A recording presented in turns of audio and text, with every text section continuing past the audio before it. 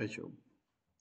Lauze ataza hontan, aipatuko dut, nola ze modu desberdin dauen ikasleei feedbacka emateko. Bueno, lehenik eta behin, esan duten zea guztitan, jarduera guztitan, bai? Azkenian, ikasleai o taldiai eman zaio nota bat. Eta gainen nota hori, errubrikakin, azaldua, atal bakoitzak, bai? Zertan da ondo, zer da hobetzeko, bai? Kasu honetan, kasu batean errekuperatu berko balitzake, hobetu berko balitzake, ze atal landu berdan gehiago, hemendikan, adibidez ikustea. Zer da hobeto eta zer da hankamot. Bai? Horretaz gain, gero lanian bertan, orain askotan ikaslia behar kendu ditu, baina hemen oharrak jartzeia. Atal bakoitzean, zer da hobetzeko, gero ikasliak hobetu ala askotan kendu ditu eta bain heliak etanak azalduko, baina horre bai momentuan jarduera bakoitzan feedbacko zeitea. Bai?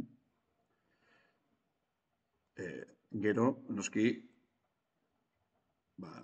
egin izan dituenian azterketak, praktikoago, testago, horri hau beha erakutsi izan ditet zenbat ondo, zenbat gaizki, bai? Azterketa praktiko bat induenian ebai, bai? Horri hau ikusteko mugon eukiue, ze ataletan ondo induen, ez, jakiteko, bai?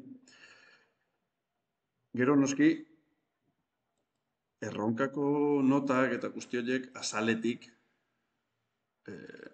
aipatu izan dizkileu zertan daken hobetzeko eta guzti hori. Eta azkenik, baitare, entregatze zailena behai ofizialki izatea erronkako boletina. Eta hor notaz gain, hemen oharretan jarri izan du dugu, nola ikusitugun modulo desberdinetan. Honetaz gain, autoevaluazioko horretjare, behar betetzeue galetegi bat, auto eta koevaluaziokoa, behar nola ikusi dian, eta batez ere, taldekideak nola ikusituen. Zehazteko, eta hoien emaitzake, aipatzen zaizkile taldekideak nola ikusituen jakiteko. Eta feedbackan inguruan, hoxe izango liake hartzitugu neurri nagusiak. Baina, gero klarrunen, egosin momentutan, hemen lan guztiakiko badago eri ohar bat jartzea guzti hori. Baina nik ohitura dut normalian lanian bertan jartzeko notak. Notak oharrak. Atal bakoitza zer da hobetzeko eta guzti hori. Hoxe.